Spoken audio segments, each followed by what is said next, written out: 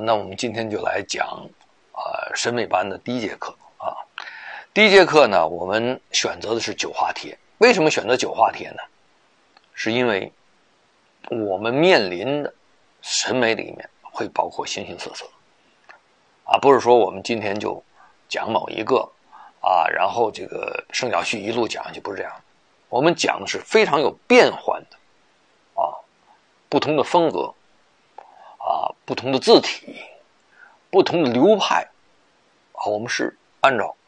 這種思路去講，但是不是說今天隶書哗講一堆全是隸書啊，我們是準備可能會跳躍性，這樣的結果呢，就是讓我們大家感覺到有一些變化。它不是專門講某一字體，也不是專門講某一個人。今天為什麼選九花帖呢？因為作為我們書法中我們常見到的啊，第一行書、第二行書、第三行書，大家太常見了，耳熟能詳，甚至于呢，我們對這些帖的感覺已經變成一種套路了。就你一說這個帖，腦海裡馬上想象這個帖，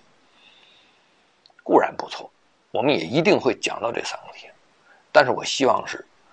當我們能了解更多的碑帖，更豐富的其他的路數之後，我們回過頭來再去看這三個帖，我們以一種什麼方式看呢？我們以一種我們已經對書法有一些其他方面了解，而不是專門對這個帖，專門了解這個帖的角度。我們先是對它的一個美的感覺，對它怎麼產生這些美啊，所以我們在講的時候呢，我們就加上了很多其他的東西，那就是說讓大家在了解一個帖的时候，要知道要讓他了解的更全面一點，包括這個帖的內容，包括這個帖的作者的身世啊，這個作者在書法史上的一個位置，和這個作品它出現的這個格調、氣韻，和它具體的一些比較吸引人的地方啊，哪個地方是它的這個有特色的地方，是他本人特點的地方，那麼这個帖在他本人作品裡面所處的一個位置啊，當然最主要的還是說我們怎麼欣賞這個帖，從整體到單字到它銜接的這個之間的關係。那麼選九花帖有幾個考慮：第一，九花帖這個帖非常短；第二，九花帖的作者非常特殊；那麼第三，九花帖本身的特點也很突出。那麼我們先說這個人物。九花帖是杨凝式啊，杨凝式有好多名字，什么杨旭白呀、杨疯子啊、杨等等，我们这些知識，我希望我們同學可以自己去找，我也會給大家一個最後的一個關於他的一個簡介給大家。那麼楊凝式他在寫九花帖的時候，這個九花帖在楊凝式裡面算是一個非常平正一路的，就是他規矩一路。我們知道他流傳到現在就幾個帖，一個跋一個這個神仙起居法，一個夏熱帖，還有一個九花帖，就是我們比較常見的。當然還有一些這個碑版的，不是碑版就是刻帖啊，就是刻出來是一個拓本的，也有一些帖，不多。那麼從九花帖上來講的話呢，我們來了解楊凝式這個人呢，他所處的這個人所處的這個位置非常特殊。我們大家知道，從晋人啊把文字這個調整成一個楷書和行書的基本狀態以後，那當然晉人有個很特殊的調整的方式啊，它非常的散在。那麼最後由唐朝的楷書把這個書法中最基礎的楷法確立以後，也就是我們大家講的法度建立以後，那麼这个基本书法的格局就定了，剩下的都是在这个格局之下的发展。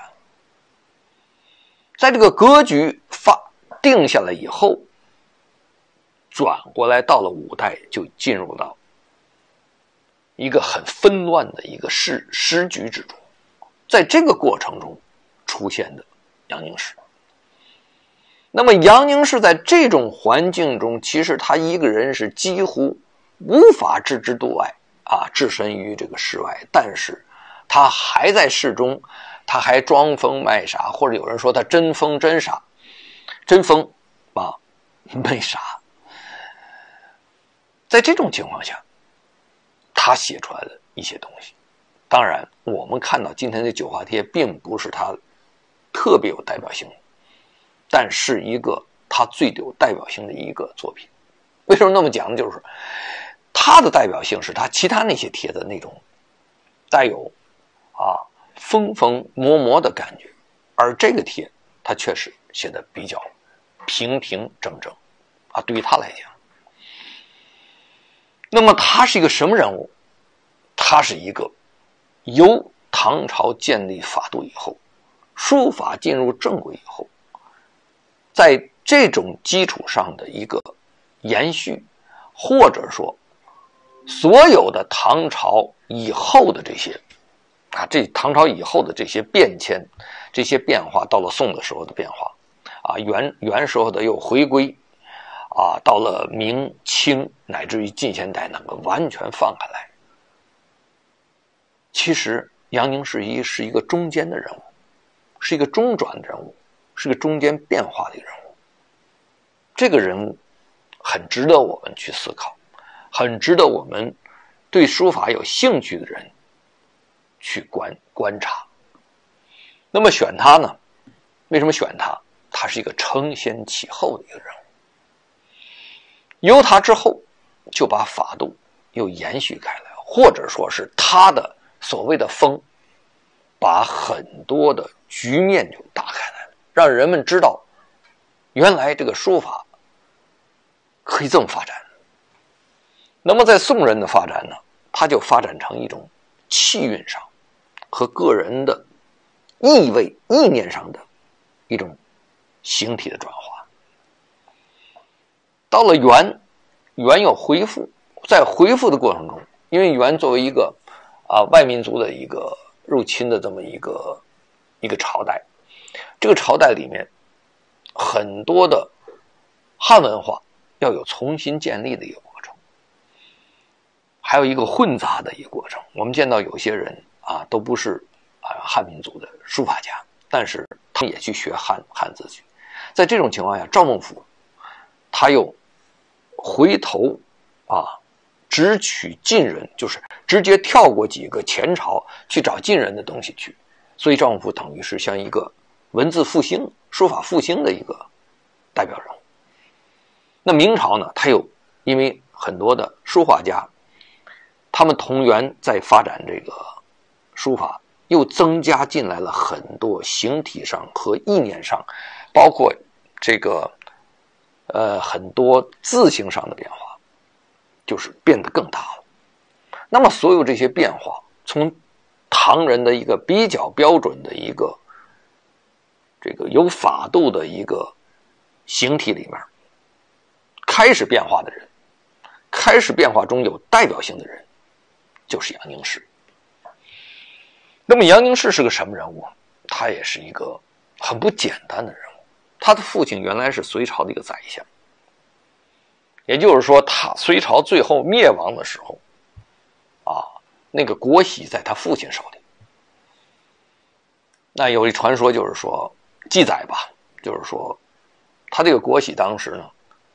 是他父親要把他拱手讓出去，就是投降了嘛。那麼楊凝式去勸他父親的時候說，你不能在這個你的手裡亡國被他父親訓斥以後他的精神崩潰有失常。當然這個部分雖然我是學醫的，但是我也無法得到很多很確切的這個證據來說明他當時是到底是裝瘋還是真瘋啊？但是呢，這個瘋出來這个症狀肯定是被記載下來了。而且我們仔細看，除了九華帖以外，其他的字都帶有一定的那種瘋的感覺，但是九華帖不是。在他後來的就是隋滅亡以後那時候這個楊經世繼續做官，而且一路做下來也沒有受到太大的衝擊。不管哪個國來了，他依然在裡面做官，而且都做的還是不是很低的官。有人說這個人呢很有才華，這個人很有能力，或者是很有威望，或者很有学識，不管怎麼樣，此人絕非等閒之人，也就是說滿腹經綸。那麼在那種時代裡面，有人說他裝瘋是因為他便於生存，有的人說呢他真有點瘋。我的感覺，瘋其實有的人來講並不是時時都是瘋的。如果是正常的瘋的病人，他是有時候碰到情況之後他瘋，這是正常的。那不正常的，那就是說我一看到情況不對，明哲保身，我就去瘋。但是他絕不是一個真正我們認為的一個自始至終的一個精神不正常的人，他暫時性的瘋。那麼他就會出現在書寫中異於常人的地方。那麼同時告訴大家，如果是癲癇的話，癲癇是一種大腦中一個異位放電的一個情況出現。那麼如果他是癲癇的病人的話，癲癇病人經常是非常聰明的人，所以這個人無論從任何一點來講都是等於說智慧要高於常人的人。他的出身和他後來的這個一生為官的經歷都證實了這個人他一定很有他的這個境界和他的這種對人生的這種觀點呢，一定是要高於常人的。他有他自己的觀念，他有自己的求生的和生活的這些理念，而且此人在那種亂世之下居然活了82歲。這82歲不是隨便簡簡單單的說那個時代活，那時候能活62岁都不得了，82岁絕對的高壽。所以說明什麼問題？說明他的心境是一個透徹的。他之所以寫出來的所有的字，他的內和外是通透的。那麼就此來講，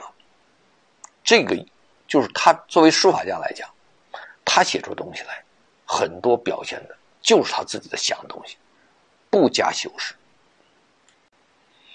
那麼他作品呢，我們可以看到很多，我們比較常見的有幾個，一個呢是我們經常講叫神仙起居法，他講的一些起居中像神仙一樣的一些做法當然也可以大家可以參考他怎麼做像個神仙一樣。神仙起居法呢也不長，很短的一段。我們說為什麼他流傳下來就這麼少作品呢？多多少少他也算是一個時代在五代那個時期的可以說是屈指可數的書法家。是因為這個人呢，他的習性是長期在寺廟裡面，他興致來的時候他就滿牆壁寫滿了字。所以這個牆壁寫字，牆壁一倒了，牆壁一塌了，墙壁一毀了，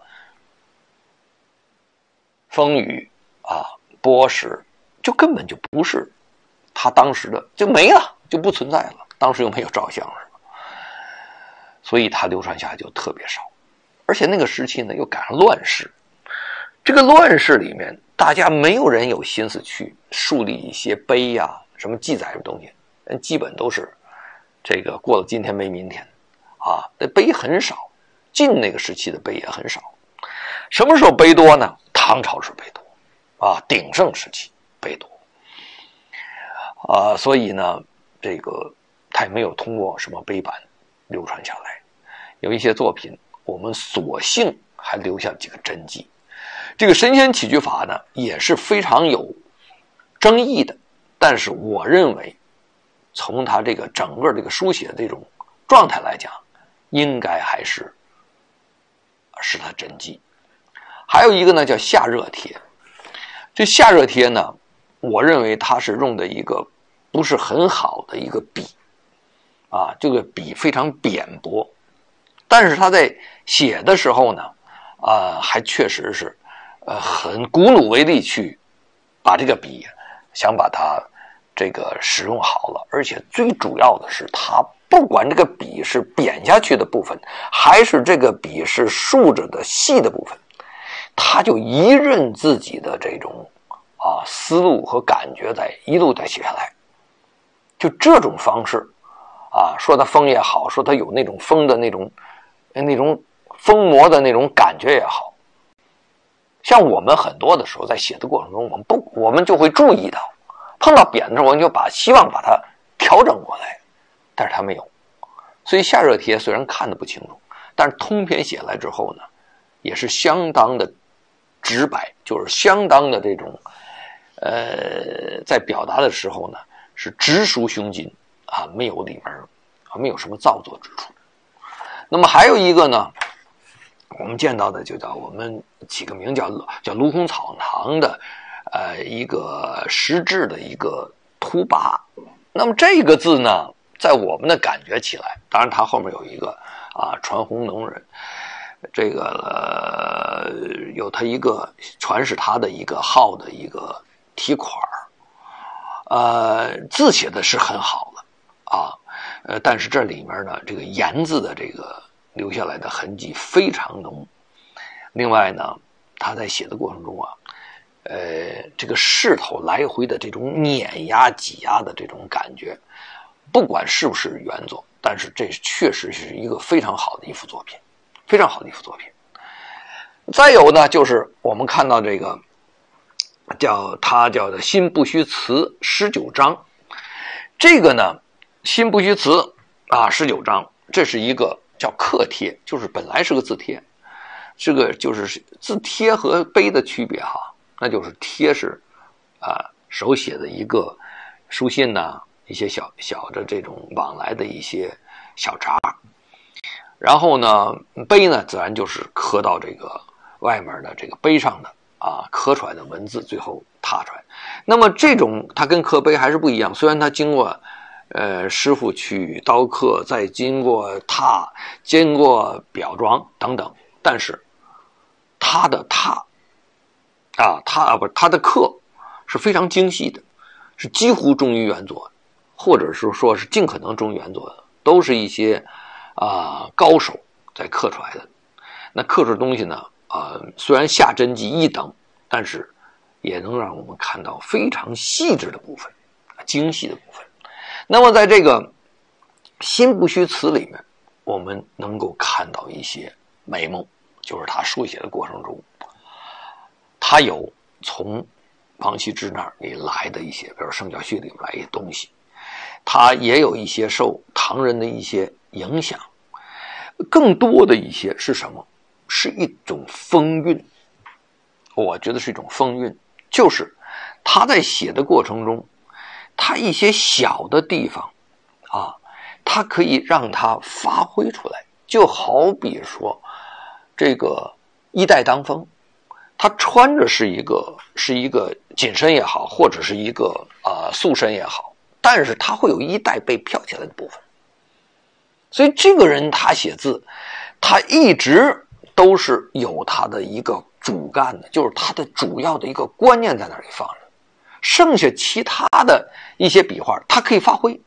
而且發揮呢既不影響整個字，但是他又能夠給整個字增彩，當然他也不會說身形不動，他身形一定是动態，他才能夠拉带出他的这个身上的这些飘带啊。我们说古代很多穿的衣服有很多飘带，就他会拉带出来，显得出来什么呢？显出一种飘飘欲仙的感觉。所以他的字里面啊，尤其是像这个心不虚词啊，我们通常见到这种所有刻帖来讲的话，它的真迹就是它的真实，它从真帖刻来的这个可能性是非常大的。一般他要不经过严格的鉴定的话，他不会随便拿一个来就刻的，他一定鉴定这东西，要不他不值得刻。所以很多的刻帖，就是大部分的刻帖都是比较真實的，但是刻帖的原作很多的時候就沒有流傳下來。我們見到的就是這種刻帖最後的拓本，但這個拓本它有很多的好處和不好的地方。好處就是說讓我們多見到很多資料，那麼不好的地方就是它刻出來的東西又拓出來的東西又最後呈現我面前的這種白字黑地兒，它所有的白的筆畫只有我們去感受它的虛實，而無法從視野裡頭從眼睛裡頭看出它的虛實來，要憑我們的感覺。所以我們有的人尤其是學碑啊學碑的人，他就往往是碑先進去之後，所有的見到的筆道全都濕了筆道，所以這也是一個我們講的一個不好的地方。那麼好就是說我們又多了一個可以參考的部分。回過頭來我們再仔細的去感受一下九花帖。我們如果看過他所有其他帖之後，我們突然間發現九花帖簡直是太規矩了。那麼太規矩的東西可能正是他的這種平靜時候的狀態。那麼他在平靜的時候狀態，他才能夠有一種非常簡遠，非常讓我們的感受就是說不見動不見搖，靜靜在那裡的時候，你會凝視它的時候，你會發現它是一個怎麼樣的一個人，而不是它一動起來之後你看都是動的感覺這是很靜，你靜靜的觀察它就方便於品味它。那麼這個帖的內容我們可以從一些地方去找到它的釋文，我們也可以自己讀它，只不過有的字我們不太常見，現在很多解釋東西都可以。那其實呢它大概意思就是說人家送他一個這個羊肉是吧，然後配着韭菜花吃得這麼香，然後他謝謝人家就這麼一個很簡單的一個帖吧。那麼叫九花帖的原因是這裡面主要的故事主要的幾個字有九花兩個字，然後就把它這個提出來九花帖，大家覺得這是一個很有名的那麼一個帖，或者說這是一個它的有代表意義的帖。這個帖呢據這個記載它有兩個這個帖而且是一模一樣的帖。一個好像在無錫博物館，一個好像是過去羅振玉存的這個保存的一個帖羅振玉藏那個帖應該是真跡，另外一個肯定是模仿的。但凡從古到今任何一個字帖，不是任何一個字帖，任何一幅字，一個書法家寫的字他也衡量是不是書法家，絕不可能有兩個帖是完全一樣的。一旦你出現這個時候，也可能這兩個都是假的，都是模仿另外一個，那麼還有可能就是必定有一個假的。真假怎麼分？把兩個帖往一塊一放，你就會看到一個是眼緣，一個是緣，叫做什么？就是原型人物。所以这个特別有意思啊，我們就會一定要把兩個放一塊兒啊，就好比說是真假的這個真的李逵假李逵，真李逵碰到假李逵了，馬上看得清楚極了啊，只要兩個放在一起，一定是原形畢露，你就會看到他這個假的，他為了追求完全一樣的時候，他必定顧及不到，或者就根本就沒法從本身從本人的這種性情裡面把它表達出來，他滿腦子想就是怎麼跟他像，所以那寫出來的東西跟原來人家由衷的自己表達出來是不一樣的。那麼內容為什麼要考慮內容？從古到今，書法基本都是實用性的一個藝術，就是它從實用中來。那麼為什麼實用中它有這種和內容有關的東西？因為我們的文字是和內容密切相關的，我們文字的形狀也和內容密切相關。那不是說我們一定要把它這個肥要把它寫成個肥的樣子，韭菜要寫成個韭菜樣，不是。但是我們看到韭菜，我們就會有韭菜的感覺。我們看到石，就是有石的感覺。它有形象感，它的形象感長期以來會慢慢給我們形成這種感覺和概念。所以我們的文字才能抽象，再在抽象中變化，在抽象中讓它更和我們的意念相符合。這就是我們的文字，世界上只有我們這個文字才能作為藝術，才能作為藝術的這個素材，只有中文才能做到。別的文字都是已經完全的變換成符號了，而我們的文字是具有抽象形象的符號，而這個抽象形象和它這個字義有相當的密切的關係。我們一般人真正寫到字寫到一定程度之後，這個字出來之後，它就和它字的意思有一種莫名的聯繫。所以我們通常在看一個作品的時候，絕不可能把它的含義去掉，只看它的字。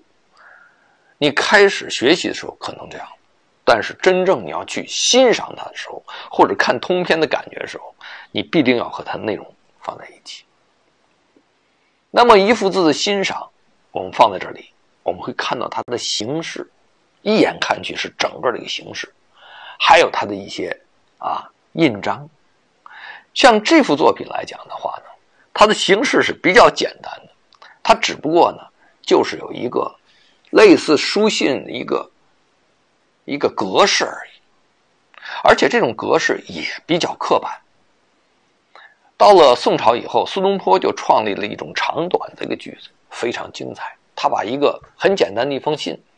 把它寫成了一個長長短短的一個句子，像詞一樣的長長短短的句子，通篇寫下來之後，而且他在長短時候什麼時候截斷，什麼時候寫滿，非常精妙，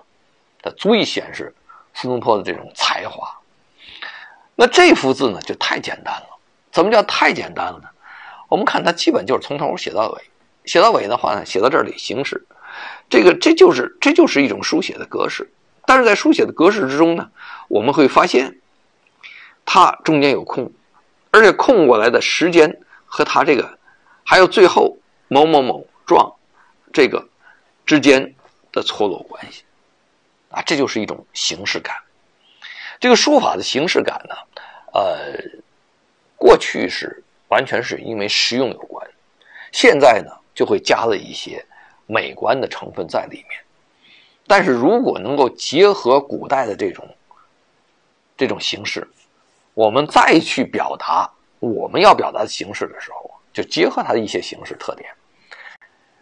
我們的寫出的東西就會帶有一定的傳承的意味，它就會給我們書寫裡面會增添一些可觀賞的部分。那麼用印來講的話呢，通常因為像这种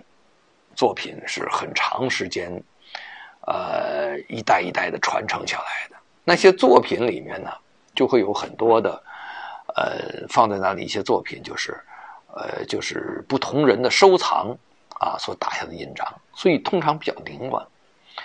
尤其是像这个天籟阁呀，有些这种印章有些皇家的印章出现这个玉书之览这都是皇家，他们在这篇里面就已经開始有部分就已經打到了字上面了，就會破壞整個的一些格式了。另外在不斷的一次一次揭表的時候，旁邊會留下很大的空間。我們這個印刷的時候通常看不到這些，但是我們會碰到原作的時候，或者是我們碰到一個整體印刷的時候，會發現這個作品它在中間單獨的顯現出來，它所顯示出來的不同點。那麼像這幅作品的話呢，我們看起來它除了它有不同時期的印章的記載叫流傳有序，就是有序列誰誰哪一家曾經流傳下來的以外，我們還看到這一篇是一個很特殊的。那特殊點在哪兒呢？就是它的字距和行距都很大。這個字距行距大是怎麼一個感覺？所以我們後來好多人就特意去把字距和行距把它拉開來顯示出來，好像我很消散很多人呢就提到這個楊凝式的九花帖的時候，或者提到楊凝式的字的時候，常常有4個字來形容它，叫做散僧入聖就是說是個消散的一個人一個僧人但是這個消散的這個調調，這個韻律讓他有一種欲飄欲仙的一個意味，就是他進入到一個很高的境界裡。這境界怎麼體現的呢？所以很多人就把這個字呢距離就拉開來，好像覺得只要拉開來了之後，這就感覺就跟他的感覺一樣，其實並不然。楊凝式的字之所以能有這麼大距離，第一，從這個人當了這麼一輩子的官，而且這個人還碰到情況，這個所有的對他有危難的這種事件都不會跟他有關聯，說明什麼問題？說明這個人有預見性，他碰情況他躲了，躲不過去的話，裝瘋，或者是一碰到情況，這個人抗壓能力很差，就先瘋掉了。像這種情況，就讓這個人他不會跟任何一個勢力保持一個非常密切的一個關係，就是他游走於各個勢力之間，他才能夠保存他自己的勢力。他各方面都能聽到，有各方面聲音都能跟他反饋的時候，他才能用最客觀的一個態度一個角度去分析這個問題，去保證他自己在任何情況下不會被攪進去，或者是受到干擾和影響。那麼這是個什麼狀態？這是一個很獨立，別人都需要我的時候，但是我保持一種距離，這種距離就是字的距離。我們如果大家有機會去看，還有一個叫林和靖的一個很清高的一個人，叫林溥，林和靖這個他的字，他是行上下字之間的距離比他要近一點，但是行與行之間很遠，也是一種類型的人，自視清高的人。那麼他這個同樣，可是自視清高人不是說我就把距離拉長，每一個人在完成一幅字的時候，每一個字所處的那個位置，實際上完成整篇字之後，你再看他還感到很好的时候，他的周邊的空间全部會被他佔領了。這周邊的空間呢，你看的距離很大，它不顯得散。為什麼？因為它的空間佔領。它空間怎麼佔領的？它不是靠一個筆畫伸出去，我們大家看有一個筆畫伸出去，比如說秋啊，比如說這個之魚的這個之啊，都會有这種感覺啊。這個真修的這個修字也有點打開的樣子啊，打開一些的啊，像茶都有打開的，像这個謝夫為這個謝夫的夫啊，純謝夫為啊，這個夫也有比一般打開的，但是總體來講它是緊的啊，這個字總體偏緊，偏緊的感覺就是它有向外張的力量。我們不一定非得要占了这个力量，但是我有向外要张的力量的时候，就是当我們打拳一樣，我們可以這麼伸着，這個他知道你拳在這兒，但是他也知道你這個拳沒法再往前打了。但是如果你把拳收過來的時候，在你所有能打出去的部分都有被攻擊的可能，所以他要躲的距離要超過你拳能打的最大的距離，所以他躲在外边去。所以這塊空間就是你所佔領的空間。所以這個字裡頭，我們大家看這個字，一個我們表面上看它是字距很大，表面看這個字啊好像很散，仔細一看全然不是這樣，它不是這個單純的我們看的那種像懷素寫的那個草書嘩嘩嘩的占空間，不是。它的空間怎麼占？它空間是很多的密處，就這個字裡有很多密的地方。我們來看看這興字這中間的密處，寢字這個密處，簡字中間這個密處，寒這個密處，我們次這個當啊，我們看這些地方密處，包括豹子一邊的這個密處，它有非常多的密的地方啊。你看，包括這個位字啊，錯落密，錯落是一種事態啊，還密度很大。所以它這裡面你看幾乎每個字裡面都找到很密的東西和比較鬆的。記住，要有密就有鬆。為什麼？你沒有密只有鬆的話就是散，如果只有密沒有鬆的是什麼呢？啊，就是死，就是凝固。所以它密和鬆產生什麼？密和鬆之間就產生勢，一密再一鬆，就是從密的地方向鬆地方走，這就是勢。所以它的字裡面，我們去看所有的密和鬆，你就只看密和鬆的感覺的時候，你把這個密鬆，把它整個的梳理一遍的時候，你會發現這個字就開始跳躍了。這個跳躍過程中就產生韻律了。如果我們再會寫字的話，我們就能感覺到我們這一筆，就如果我跟着他的筆在走啊，這麼密，這麼歘出去了密，嘩這麼跳過來了啊。當你拿你對筆的運筆的感覺去跟着他的疏密中的變化去走的時候，你就會感受到一種由密和疏和這個字本身的連貫的運筆會產生一種節律感。那麼這個節律感再回過頭來，這個密和疏在進到每一個字的時候，你突然間發現它的很多的字有一種翹拔之勢。什麼叫翹拔？就是它與勢不爭，他覺得他高於勢的地方。我們經常看到這個過去畫高視圖，高視圖沒有畫低着腦袋的，高視圖都是這個下巴都翹上來，看着天不看人的，然後這個鬍子翹起來啊，基本都這樣啊。當然沒有人那麼做，但是只不過表示他是那麼樣的姿態。有的人就是下巴翹到天上去，有的就是眼睛只看上面啊，都是被我們這個當做這個好像和大家不合群的人才會那麼去認為他。但是這幅字就是如此。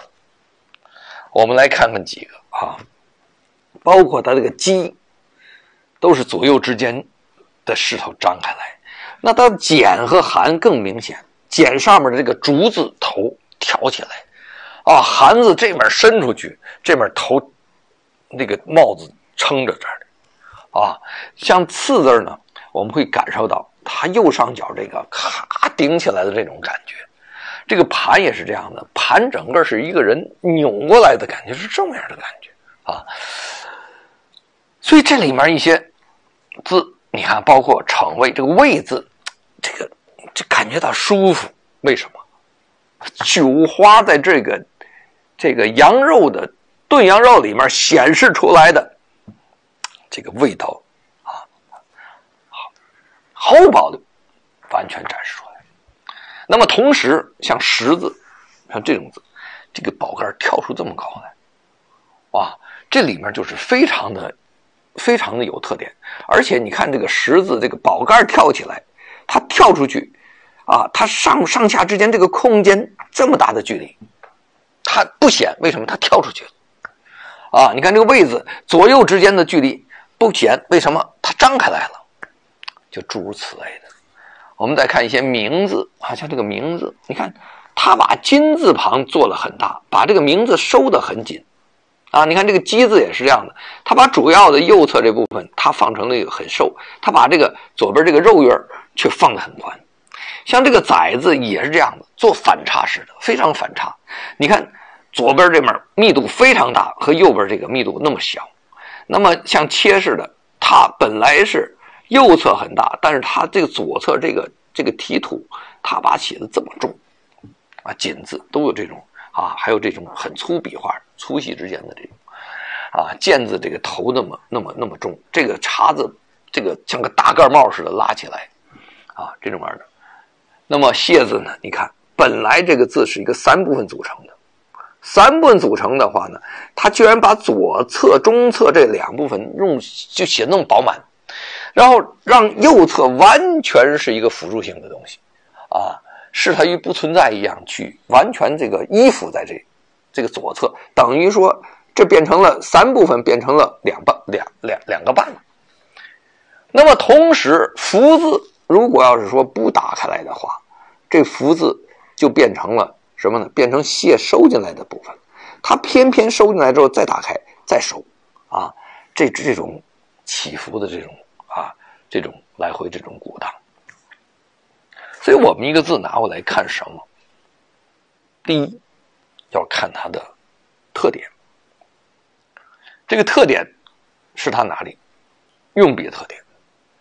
就看細節嘛啊，細節一看哦，這幅字哦這麼個形式感，哇，這個筆怎麼空間這麼大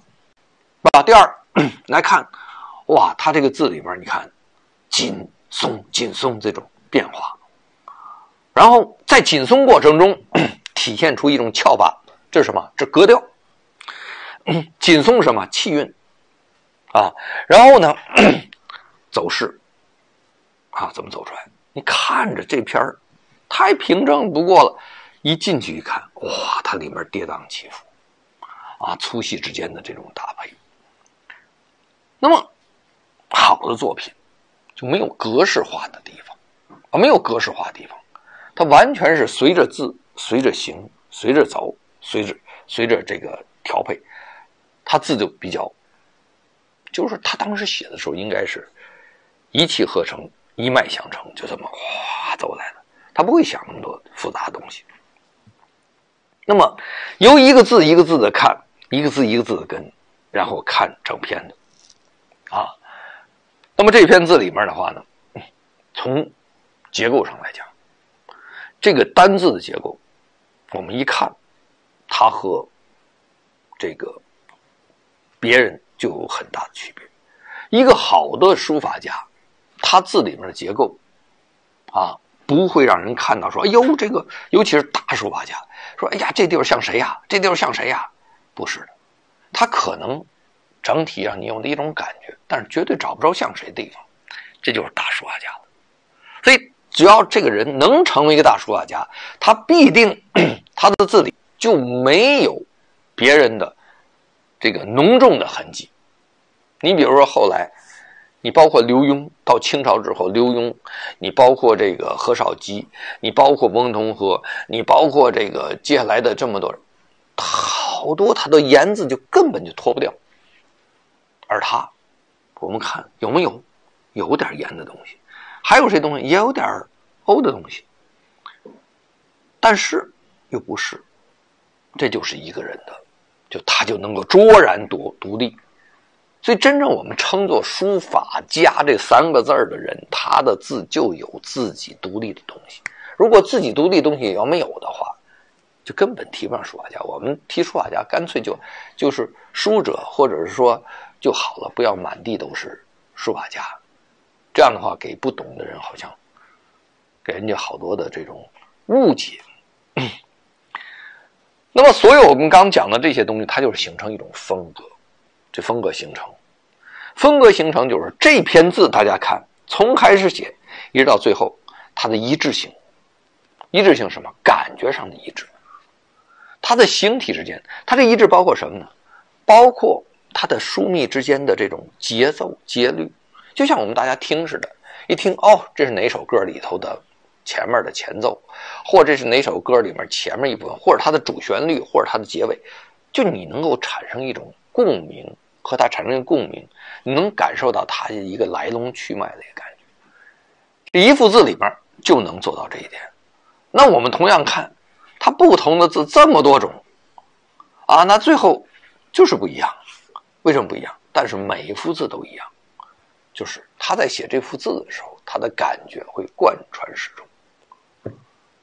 那麼你斷開來，可能過一段時間回來，你的感覺不一樣了，可能再寫，可能就有不同的地方。但是在古人來講的話呢，它叫隨意復形，就是我想的什麼概念，我想的什麼意味，我這篇字就跟着我的意味走了，最後我的形狀就跟着它走了。但是我的這種風格，就好比是我是個人，我今天特別高興啊，我今天特別的穿戴嚴謹，然後我就去這個做一個很正式的一個事情啊，很嚴肅的事情啊。我今天可能是出去宴飲或者出去郊遊，我做很快樂的和家人在一起啊，或者是宴飲的時候跟朋友在一起，我可能跟我嚴謹的時候不一樣啊，郊遊又和我們宴飲的時候不一樣。但是在那個時期內，我就是個我。那如果你很了解我的情況下，你一看我，哎，這不稀奇，這家伙喝酒喝完就是這樣的。你這個跟家人在一起啊，這家伙挺注意家庭的，哪怕挺嚴肅。人有人說你裝成那樣，沒有啊，這個人其實就這樣啊，他有嚴肅的時候就這樣啊，但是他有其他幾面，這很正常。但是你嚴肅的時候，你去搞得像宴飲的時候那麼快樂啊！你這個出去郊遊的時候，你穿一身西裝革履，你搞得非常的嚴肅的話，這就不合時宜了。其實這就叫俗。俗就是什麼？俗就是不知道什麼樣的情景，都用一樣的情況去對待。那麼他就說他不了解那個情況，要隨着情況去發揮的。那麼在我們見到這麼截然不同的楊凝式的這些字裡，如果我們對他任何一個字有很深入的理解和感受的話，我們就會對他其他的那種字也就會有感同身受的感覺。那麼像他這個字裡邊，我不知道我們當代的多少人覺得它是一個醜書，也會同樣把它當作醜書。但是當聽到鼎鼎大名的九華帖的時候，他就不講話了，因為他覺得他看不懂，但是他也不覺得它美。那麼碰到任何一個其他人的時候，不像九華帖那麼有名的字的時候，他會覺得這是個醜書，因為跟他想象的概念裡面不一樣。那麼我們不會反過來想一想，為什麼我們腦子裡我們感受的那個這麼多的醜，跟我們感受中不一樣的這種美的不一樣的這種字，都被歷代的人去奉為圭臬呢？就是說明我們对美的这个概念太单一、太单調、太幼稚、太表淺了，而大部分呢都是不一樣的。這不一樣的美，我們怎麼認識到？像九花帖這種美，我們怎麼認識到？它是一種氣格之美，它有它形象的獨特的地方。它尤其是它這種字語之間的這種銜接，它來自於什麼？來自於它每個字的張揚個性。它張揚的同時，又有它的裡面凝聚的部分。那麼凝聚和張揚，不同字的凝聚和張揚，來形成它通篇中，即使有足夠的空間，也有它足夠發揮的這種餘地。在這種綜合之中，我們看到的是一個簡單的一個點陣式的一個字，但是每一個點的點陣那一點，又把那個字的本身的這個形體發揮到了一個很大的一個空間。所以看似一個敲擊樂，實際上卻是一個很悠揚的，有很多回音和那種聯想空間的張力的這種音質。所以這幅字我們不會說是具體分析它哪一筆，具體分析它哪一個字，或者是哪一個組合。我們更重要的就想從整體，從氣息、格調、走勢來分析它整體的這種感覺。那麼我想如果有時間的話，我們也爭取把它的夏日熱，把它的這個